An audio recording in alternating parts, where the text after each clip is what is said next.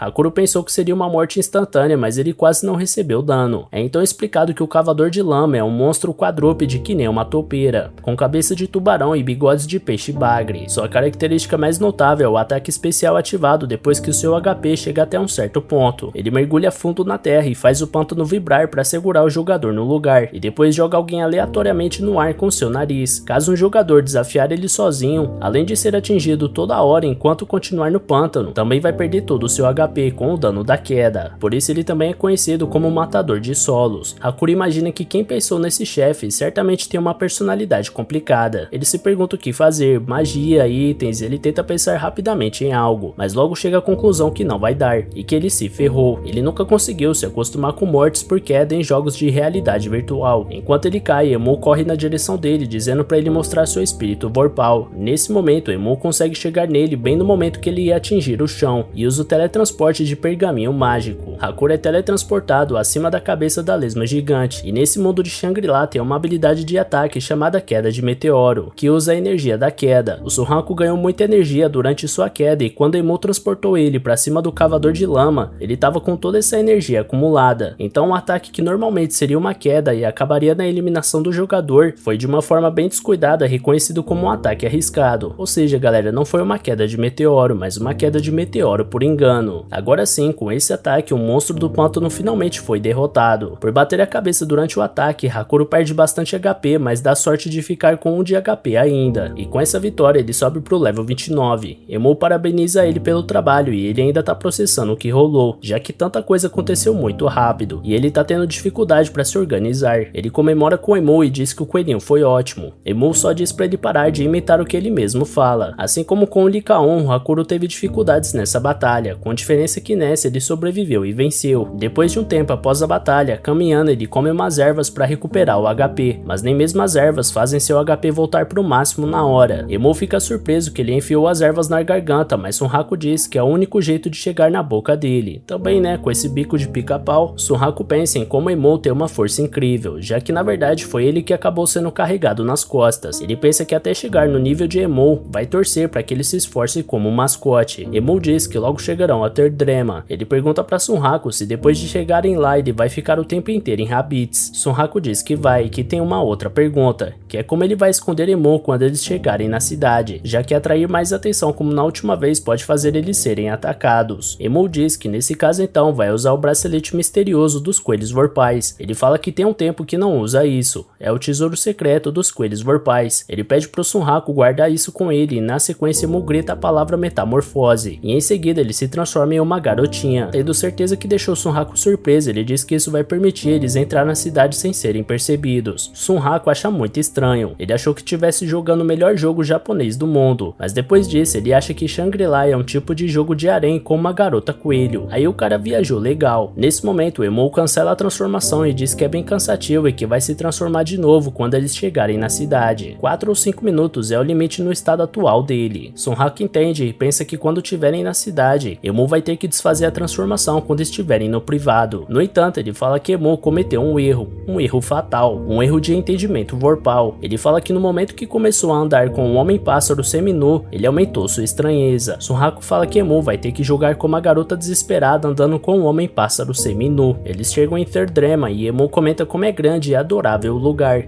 exatamente como ele lembrava. Já o Sunraku não parece muito impressionado. Ele fala que não é como se ele fosse um guerreiro guiado pelo destino, mas que ele já viu vários lugares. Ele fala para Emou para seguir em frente para ele se preparar para se transformar e eliminar suspeitas. Em Third Drema, os guardas ficam surpresos e perguntam por que Sunraku tá seminu. Eles pensam que ele encontrou algum bandido. Sunraku confirma que já sabia, ele ainda é um estranho. Os guardas também percebem as marcas assustadoras no corpo do Sunraku. Emou, transformado de garota, fala para os guardas menos que esse homem tenha um passado que traria tristeza só de escutar. Ela começa a mentir facilmente para os guardas, dizendo que guiado pelo próprio destino, Sonraku renasceu como um super guerreiro e desafiou para um duelo seu rival da vida passada, ninguém menos que Lee Kaon, mas pela menor diferença, por um fio de cabelo, pelo menor capricho do destino, ele acabou sendo atingido por uma maldição. Sonraku se pergunta de onde ela tirou toda essa história, mas Emo continua a mentira, contando que incapaz de escapar do destino, Sonraku se viu obrigada a se deixar levar pelo fluxo do destino, um guerreiro solitário que vaga em uma jornada para remover a maldição que tanto acaba com ele. Esse é o Sr. Sonraku. Ela continua com as mentiras até os guardas dizerem que entenderam, que é raro ver um pioneiro seminu, mas não é como se não existisse, e assim os guardas permitem eles passarem. Nesse momento, Sonraku percebe dois caras de canto estranhando ele, e se pergunta se é a imaginação dele, já que não foi um negócio normal de só achar ele estranho. Emu chama ele para continuarem em frente, e do nada uma garota pega na mão do Sonraku falando que conhece ele. Ele fica sem entender nada e pergunta quem é ela. É então que voltamos algumas horas atrás, quando o Sonraku tinha metido o pé de duas garotas lá em Secondale, depois delas começarem a fazer muitas perguntas, mas uma delas tinha conseguido tirar um print de Sonraku com Emu e mandou o print para fóruns perguntando como se faz para se aliar a um monstro desses assim como Sonraku fez. Graças a isso, vários jogadores ficaram sabendo da existência de Sonraku e perguntando desde quando monstros falam. É então que é mostrada a garota que horas depois confrontou o Sonraku. Quando ela vê o post, ela diz que isso dói nela, já que ela acreditava que só dava para ter cães e gatos de parceiros. Ela se pergunta se isso é trapaça, mas a administração do jogo não tolera nenhuma trapaça, então não deve ser isso. Vários jogadores que viram o print do Sonraku se perguntam o que são as tatuagens. Alguns comentam que não lembram de ver um design de todo o corpo assim no criador de personagens. É então que um jogador comenta também no post, dizendo que as tatuagens é uma maldição, a prova de que você foi reconhecido pelo Lee Kaon, o Imperador da Noite. O Lee Kaon é um encontro aleatório, então não é incomum escutar novatos que encontraram ele, mas os jogadores se perguntam como Sonraku terminou com uma maldição. Um dos jogadores, chamado Orcelot, comenta no fórum que eles podem ficar eliminando Sonraku até ele contar pra eles sobre tudo. Esse Orcelot é do clã Shurakai, um clã que elimina personagens. A cena então é cortada pra uma mulher de cabelos vermelhos que comenta o seguinte: Sr. Sonraku, se estiver vendo isso, por favor fale com o jogador usando um emblema de lobo e uma espada. Lamentamos que tantas informações suas tenham vazado, podemos te proteger. A mulher tá muito interessada na marca de Lee Kaon. Graças a esse print, Sonraku ficou no centro dos holofotes. Estão tratando ele até como um chefe de evento e o cara não faz ideia de nada disso. Voltamos então pra garota que intimou Sonraku. Ela pergunta como faz pra domar um coelho vorpal e pro Sonraku não se fazer de bobo. Ela sabe que ele tava com um coelho vorpal falante. Sonraku se pergunta como diabos ela descobriu isso e o que ele vai fazer agora, mas com certeza ele não vai revelar informações sobre o cenário único, e nem é como se ele soubesse ativá-lo mesmo. Sonraku responde pra garota não saber sobre isso, e nesse momento aparece mais uma garota falando que não é legal guardar informações só pra si mesmo, que todo mundo devia compartilhar a diversão. Sonraku reconhece a jogadora e já saca as adagas e manda ela mostrar a cara, chamando ela de Guerreira do Lápis. Ela responde dizendo que em Shangri-La ela não é a Guerreira do Lápis. Ali ela é chamada de Arthur Pencilgon. A mina é level 99 e tem uma caveirinha vermelha do lado do nome dela, ou seja, é uma player kill. Acontece que a Guerreira do Lápis é amiga do Sonraku em outros jogos ruins, ou melhor, Arthur Pencilgon é amiga dele em outros jogos ruins. Para falar sobre ela, precisamos falar de um certo jogo ruim conhecido como Nightbound. Lá nesse jogo, em uma loja de itens, há dois saqueadores levando embora um monte de coisa da loja. Na saída, os dois falam para se separar, mas nesse momento aparece o jogador Sonraku, elogiando eles pelo trabalho em pegar os itens, mas agora ele vai levar tudo. Os jogadores dizem que esse é um jogo de pilhagem pós-apocalíptico. Originalmente o jogo simulava um reino à beira do colapso, com jogadores assumindo o papel de cavaleiros que protegem pessoas de monstros que atacam. Um MMO cooperativo, mas por conta do preciosismo, por causa do sistema muito mal feito, a taxa de encontro de itens era muito baixa, tinha poucos jogadores sérios. Mesmo a missão para iniciantes, a de reunir ervas medicinais, precisava de 12 horas procurando pelos campos abertos para terminar, e lógico que objetos de um grau mais alto também era ainda mais difícil de achar. Então o que os jogadores resolveram fazer? A resposta é simples: roubar o que precisassem. Ao invés de ficar horas e horas em uma missão, o jogador pensava que só devia atacar uma loja de um NPC, ou roubar de um jogador que já fez isso. Nisso o Nightbound acertou. Em um ambiente onde só tinha atrocidades e que todos eram inimigos, uma única figura, consumida pela violência e conhecendo todo tipo de truque, tomou conta do reino, a Cavaleira do Lápis. Agora que tá no comando, ela diz que vão compartilhar todas as riquezas e itens. Os jogadores comemoram e assim foi o nascimento do Reino do Lápis. Naquele mesmo dia após a noite, ao amanhecer, é mostrado todos aqueles jogadores que algumas horas antes comemoravam e agora todos estavam caídos no chão, derrotados e saqueados. Nesse momento, Sunhaku e seu colega Katsu entram no castelo e Sunhaku já aproveita para pegar coisas para ele também. Katsu pergunta para Sunhaku se esse jogo não é sobre defender o reino dos monstros. Sunhaku responde que achou que era sobre derrotar a verdadeira rainha do mal, a guerreira do lápis. Ela não era nada como o último chefe da história do jogo. Ela abusava intencionalmente de jogadores que não seguiam ela, e aí então usava seus agentes para criar uma resistência organizada para se opor a ela. Ou seja, ela alimentava a vontade das vítimas de revidarem, evitando que eles simplesmente desistissem do jogo. Dessa vez, o Night Round estava atendendo completamente os caprichos de uma única jogadora. Ela agia sobre o nome que escolheu, Dystopia Empress. Ela fica surpresa, dizendo que Sunhaku usou o exército rebelde como distração para um pequeno ataque nos aposentos íntimos dela. Ela acha que foi um bom movimento. Sunhaku comenta que ela poderia ter usado umas armadilhas mais eficientes. Foi tão fácil que eles passaram de primeira. Sunhaku e Tataki Katsu. Ela diz que vai lembrar desses nomes. Dystopia Empress diz que uma coisa sobre o sorrisinho bobo de Sunhaku irrita ela. Então ela fala que tá na hora da batalha contra a chefe e pergunta se eles podem derrotá-la e se tornarem os Cavaleiros Revolucionários. Após essa cena em um Night Rounds, voltamos pra Shangri-La quando os dois se encontram. Eles têm uma história juntos em outro jogo. No Night Rounds, os dois lutaram até chegar em um empate, com os dois morrendo no fim. Mas ali em Shangri-La eles têm uma grande diferença de nível. A mulher inicia o ataque e fala que assumiu a penalidade e veio até Fictícia apenas para eliminar Sunhaku. Em seguida ela lança um ataque de 3 facas, mas Sunhaku consegue desviar de 2 delas e defender a outra com suas adagas. Ele aposta que essas facas têm atributo de veneno. Pensilgon pergunta pro Sunhaku em que nível ele tá. Ela sabe que ele acabou de derrotar o Cavador de Lama, então assume que ele deve estar por volta do nível 30. Ela comenta que ele tem uma grande capacidade de esquiva, isso porque é um jogo divino, então para ele todos seus movimentos são suaves. A garota de antes, que intimou Sunhaku antes de Pensilgon chegar, reconhece assustada o nome Pensilgon. Ela diz que Pensilgon é a segunda no comando do Ashura Kai, o clã que elimina jogadores. Ela se pergunta se Pensilgon é a famosa e infame Giant Killing. Sunhaku não conhece esse termo e pergunta o que é isso. Pensilgon explica que se concentra em buscar jogadores de alto nível, por isso uma hora acabou ganhando esse apelido de Giant Killing. Depois desses atos dela, os desenvolvedores ajustaram um pouco o jogo, então tem ficado bem mais difícil emboscar jogadores. Sunhaku aproveita e faz uma piada lembrando que em Night Rounds, naquela distopia, foi ela gigante que acabou morta. Ele diz pra ela não confundir o tamanho dela com o peso dos seus crimes. Em seguida, após escutar isso, ela começa a dar risada, dizendo que pra um cabeça de pássaro ele usa palavras bem complicadas, e atacando o cara ela diz pra ele não falar mais sobre aquilo nesse jogo. Sunhaku revida o ataque afirmando que tem cabeça de pássaro e não cérebro de pássaro. Pensilgon explica que não veio apenas por motivos pessoais. O líder do clã dela, Ashura Kai, pediu pra ela entregar uma mensagem. A mensagem é que Sunhaku vai ter que publicar informações sobre o cenário único, ou andar com o alvo nas suas costas até fazer isso. Sunhaku percebe que tá sendo ameaçado e pensa que esse líder de clã é um idiota. Ele corre na direção de Pensilgon usando algumas habilidades de desvio. Mesmo assim, ele se pergunta o que fazer. Tem uma grande diferença nos equipamentos e níveis entre eles. Sunhaku inteligentemente percebe que Pensilgon tá se esforçando muito para não deixar Sunhaku se aproximar do portão. Ele aposta que ela ajustou o tempo do primeiro ataque para evitar ele de entrar na cidade também. Com certeza é bem inconveniente para um player kill agir em uma cidade muito populosa. Pensilgon prepara o próximo ataque e enquanto isso o rabo de Emon transformado em garota começa a aparecer. Ele tá chegando no limite de tempo da transformação. A garota de antes lamenta por Sunhaku estar lutando contra Pensilgon agora porque não conseguiu a informação que queria. É quando ela percebe Emon e vai perguntar para ele. Mas nesse momento a transformação é desfeita e a moça fica sem entender nada até que ela finalmente vê Emon na sua forma original, bem na pior hora pro Sunhaku. A moça fica encantada com Emon nas suas mãos e ele pede para ela se acalmar. Sunhaku tava olhando isso e Pensilgon pergunta para ele se ele vai mesmo subestimar ela. É então que ele tem a ideia de usar o contra-ataque repelente e diz que é ela que tá subestimando ele. Depois de um chutão dele, ele ordena Emon pra vir pra ele. O coelho obedece e imediatamente pula pro seu ombro. Sunhaku sai correndo em direção à entrada da cidade e a moça doida pede pra pelo menos deixar ela tirar uma foto. Sunhaku diz que deixa caso ele sobreviver, mas Pensilgon afirma que ele não é rápido o suficiente pra fugir dela. É quando uma explosão acontece e a moça doida aparece na frente de Pensilgon, dizendo que não liga pro Sunhaku, mas que se Pensilgon colocar aquele coelho fofo em perigo, ela vai eliminá-la ali mesmo. Sunhaku fica feliz com essa situação. Ele fez a garota chamada Animalia tirar ele do perigo. Ele diz pro Emon que ela gostou mesmo dele. Agora eles só precisam entrar na cidade e usar o portal de teletransporte pra Rabbids. Provavelmente ninguém deve descobrir Sunhaku, mas é nesse momento que ele para com tudo e a cena corta pra Pensilgon dizendo que ela é apenas a mensageira, mas ela não disse que veio sozinha. Então é mostrado outro outros 4 jogadores player kill do mesmo clã de Pen Silgon, mas que estão abaixo dela. Pen Silgon tá feliz que agora ela pode lutar contra a diretora do SF Zoo, um clã que documenta monstros sem interesse em outros jogadores. Enquanto isso, Sunraku vai se virando contra os 4 players kill. Ele bate de frente com eles e fala que podem vir com tudo. Eles só vencem ele em nível, equipamento e status. A Animalia lança uma maldição super potente e poderosa contra Pen Silgon, mas ela apenas absorve o ataque e lança de volta contra a moça dos bichos. A Animalia tem muito status, principalmente HP, mas ela usa bastante debuffs para ajudar a gravar vídeos de monstros. A Animalia pergunta como Pen Silgon conseguiu refletir todas suas maldições. Pen Silgon explica que uma vez tinha um xamã player kill que não deixava ela em paz, então ela sabe como maldições podem ser complicadas. É por isso que ela anda com um boneco de palha da punição, que reflete todas as maldições de volta para quem as lançou. Nessa, a Animalia não teve sorte. Voltamos então para a luta de Sunraku. Ele pensa que o seu melhor alvo é o idiota que acha que ele é fracote. Com uma arma lenta como uma espada longa, ele nem precisa usar habilidades para desviar desses ataques. O problema é como causar dano nos jogadores de nível mais alto equipados com armaduras mais fortes. Nesse instante, uma surpresa acontece. Rei aparece com aquela armadura dela, lançando um corte destruidor em um dos players kill. Ela elimina um deles com apenas esse golpe. Os outros 3 ficam surpresos e se perguntam se esse é o maior poder, o Attack Holder. Sunraku se pergunta o que é esse tal de Attack Holder e Rei olha pra ele, confirma a cabeça de pássaro e o nickname Sunraku. Finalmente ela conseguiu encontrar o Hizutomi. É então que voltamos um pouco no tempo, fora da realidade virtual. Na casa da Rei, ela se pergunta onde Hizutomi está. Ela não tá conseguindo encontrar ele. Ela começa a raciocinar que os jogos que ele gosta são bem comuns e difíceis. Ela nunca conseguiu achar um jogo que pudesse jogar com ele, mas Shangri-La é diferente. Ela sabe jogar esse game e não vai deixar essa chance escapar. Ela entra no jogo em uma hospedaria de Secondale e lê uma mensagem que recebeu da sua irmã. Nela ela pede para Psyger Zero, que é o nickname da Rei no jogo, para procurar um jogador específico. Ele foi visto pela última vez perto de Secondale. Parece que ele tem um coelho vorpal de roupa aí que fala com ele. Provavelmente ele já está a caminho de Third Drema. Na mensagem ela anexou também uma foto do jogador. Ele está equipado com uma máscara de pássaro observador e as pernas e tronco tem a marca do Lycaon. O nome do jogador é Sunraku. Rei começa sua busca usando uma habilidade de corrida muito rápida. Vários clãs já estão tentando entrar em contato com Sunraku, dentre eles o Ashura Kai. É bem provável que nesse momento Sunraku já esteja em batalha, então é bom tomar cuidado. É então que Rei avista Sunraku e pensa que se salvar ele dos player kill, ela vai ter abertura para conversar com ele, e talvez um dia ela consiga conversar com ele na vida real. É nesse momento que ela lança aquele corte destruidor que vimos antes que acabou com um dos player kill. Pen Silgon diz que as coisas ficaram interessantes e talvez aqueles player kill não consigam derrotar o Sunraku. Lutar contra ele no Shangri-La deixou uma coisa ainda mais clara. As habilidades que ele obteve em jogos ruins de todos os gêneros são mais valiosas que itens únicos e status de mais alto nível. Isso é uma grande arma em Shangri-La Frontier. Pen Silgon soube que Katsu também tá jogando Shangri-La agora. Então com ele se juntando ao Sunraku, aquele projeto tá ficando mais realista. Quando a poeira baixa e Pen Silgon vê a Psyger Zero, ela fica deslumbrada, porque primeiro Sunraku atraiu a diretora do zoológico, e agora a Attack Holder. Ela fica muito feliz que encontrou Sunraku no jogo, mas então a Animalia fala que acertou ela com 5 magias. O boneco de palha da punição é extremamente poderoso, então cada boneco chega no máximo 5 debuffs. A Animalia pergunta se Pen Silgon agora consegue contra-atacar seu ataque final. De repente, voltamos um pouco no tempo, onde é mostrado Hizutomi conversando descontraído com um amigo, dizendo que estava jogando um jogo cheio de bugs, que só dava para salvar de forma automática. O amigo responde que não entende o motivo, mas que o jogo parece bem divertido. Hizutomi diz que na verdade o jogo era ruim, e o colega completa dizendo que bugs que travam o jogo são os pior tipo de lixo, e pergunta por que Hizutomi tá jogando um jogo ruim. Comicamente, Hizutomi responde dizendo que joga porque é divertido. Durante essa cena, Rei estava atrás dos rapazes observando e pensa sozinha que Hizutomi estava sempre sorrindo, mas estava distraída e bateu com a cabeça no poste. O anime corta pro colégio onde os dois estudam, e outro rapaz conversa com Hizutomi, perguntando pra ele se a edição que ele estava lendo é a última, além de perguntar se ele estava procurando novos jogos ruins. No fundo da sala, Rei ainda observa ele, pensando como ele parece estar se divertindo. Até mesmo durante sua aula de artes marciais, Rei continua a pensar em Hizutomi, e logo decide ir atrás do garoto. Ela chega em uma loja de games onde vê o garoto escolhendo um jogo. A atendente da loja aparece por trás de Rei e chama a atenção dela, fazendo ela morrer de vergonha. De volta pra escola, aparece outro amigo puxando assunto com Hizutomi, e Rei pensa que tentou falar com ele muitas vezes, achando que um dia pudesse conseguir falar com ele, mesmo que fosse dentro de um jogo. O PVP volta à cena e Sunraku tá cercado de vários inimigos, se preocupando apenas em esquivar dos seus ataques. A inimiga enorme de armadura pesada tenta aplicar um corte destruidor nele, mas ele escapa de novo. Emul se assusta com o poder do adversário. Logo eles conseguem ver o nome daquele forte oponente, Psyger Zero. Sunhaku diz que ela não parece um player kill, abreviando um PK, mas aposta que ela tá atrás daquele cenário único, como os outros estão. Ele olha em volta pra quantidade de inimigos e diz que não vai conseguir sair dessa e precisa achar um jeito de fugir. A Animalia se recupera e lança o feitiço de sacrifício em Pencil Gon, que tira todo o HP do seu oponente junto de todo o HP dela mesma. Ela diz que o boneco de palha já foi consumido e não daria pra Pencil Gon refletir a maldição. A Animalia consegue terminar o feitiço e as duas morrem juntas. Uma explosão enorme acontece e Sunhaku pede pra Emu abrir o portal. Sunhaku usa a espada de Saiger Zero como impulso e salta, tentando fugir. Enquanto pula pra cima de Saiger Zero, ele pede desculpas pra ela. Um dos seus adversários diz pra não deixarem ele chegar na cidade porque ela tá cheia de caçadores de recompensa. Mas logo Saiger Zero dá um golpe nos 3 adversários que estavam querendo perseguir Sunhaku e elimina todos. Enquanto foge, Sunhaku diz que pelo menos o nome dessa oponente ele iria lembrar, Saiger Zero. Um dos players que sobrou da batalha diz que Saiger Zero tá atrapalhando e que ela não poderia subestimar o Ashura Kai, mas Saiger Zero não liga pro que ele disse porque tá muito feliz que Sunhaku falou com ela, mesmo sendo um simples pedido de desculpas. Os players que sobraram estranham o comportamento distraído dela e viram nisso uma oportunidade de atacar ela, porque ela tava de guarda baixa. Um deles ataca e diz que matar ela vai fazer ele subir de nível no Ashura Kai. Saiger Zero destrói o inimigo com apenas um golpe, cortando ele pela metade. Ela diz que se não fosse por conta deles, Sunhaku poderia ter falado mais com ela. O resto dos inimigos tenta fugir, mas Saiger Zero quer descontar sua raiva neles, então ela elimina os 2 que sobraram. Sunhaku e Emu entram no portal e comemoram que escaparam. Ele diz que seus adversários não podem seguir ele até Rabbids. Por um momento, ele se sente aliviado de ter fugido, dizendo que a batalha foi assustadora, e lembra que não teve mana suficiente durante a luta. Emu diz que usou toda a mana na sua transformação. Sunhaku diz que eles teriam grandes problemas se não pudessem sair de Third Drema. Emu elogia o sabor do item de mana que tá bebendo, e Sunhaku diz que ainda bem que comprou alguns. Ele termina dizendo que pelo menos o objetivo foi concluído. Pencil Gon manda um e-mail pra Sunhaku dando desculpas pela sua derrota. No e-mail diz: minha morte foi culpa só minha, não considero que perdi pra você, não acredito que o Attack Holder te ajudou. Sunhaku se pergunta quem seria Attack Holder e percebe que é a Saiger Zero. Pencil Gon continua o e-mail: de qualquer forma eu realmente queria falar com você, vou chamar o Katsu pra um encontro no Night Grounds, vamos conversar sobre marcar depois. Sunhaku fica confuso e diz que ela não quer conversar no SLF e que isso é estranho. Ele recebe outro e-mail, dessa vez de Katsu, que diz que também foi convidado por Pencil Gon pra um encontro. Ele diz que tá curioso pra saber o que Pencil Gon tem pra dizer e pede pra Sunhaku também ir. Ele responde que não vai dar pra trás depois que Katsu botou essa pressão, mas que tem coisas mais importantes pra fazer agora. Emu diz de novo que a poção de mana tá gostosa e Sunhaku pede desculpas pela demora e diz que vai começar esse cenário único de verdade. Emu responde que finalmente, enquanto pula de alegria. Sunhaku pergunta pra Emu o que eles devem fazer agora e lembra que Vash, o chefe coelho de Emu, disse que iria treinar ele. O coelho diz que vai levar Sunhaku pra arena de batalha onde eles fazem a maior parte do treinamento. Essa arena se chama Coliseu Vorpal e Sunhaku fica impressionado com o tamanho. Emu diz que seu chefe quer que Sunhaku lute contra 10 monstros na arena, usando apenas armas vorpais. Sunhaku fica animado, falando que é a chance de subir alguns níveis antes de tirar o sorriso da cara de Pencil Gon. Ele saca suas armas e se prepara. Emu abre o portão da arena. Enquanto o portão abre, Sunhaku pensa que não espera vencer 10 lutas de primeira e que deve usar da tentativa e erro, aprendendo os padrões de ataque dos inimigos para derrotá-los. Antes dele terminar o pensamento, o portão se abre totalmente e saem de lá os primeiros adversários, os cães da matilha. A voz da arena explica que esses cães sempre aparecem em grupos de 5 ou mais e que o nível médio deles é 65. Sunhaku diz que eles parecem bem fortes. Ele fica desesperado e reclama com Emu, perguntando se ele vai mesmo colocar ele para lutar com vários inimigos de nível 65. Emu responde que sim, e que esse era só o primeiro monstro. Sunhaku ironiza, falando pro Emu pelo menos ser sincero, porque aquela era a primeira luta e não o primeiro monstro. Os cães pulam em Sunhaku e derrotam ele facilmente. Voltando pro mundo real, Rei se emociona porque Hizutomi falou com ela. A lembrança dele pulando por cima da cabeça dela passa na mente dela, e ela pensa em criar coragem para mandar um pedido de amizade. Enquanto ela se pergunta se ele aceitaria, ela imagina ele aceitando o pedido de amizade dela com empolgação, agradecendo por ela ter salvado ele no último PVP e dizendo que agora eles vão ir pra escola juntos todo dia.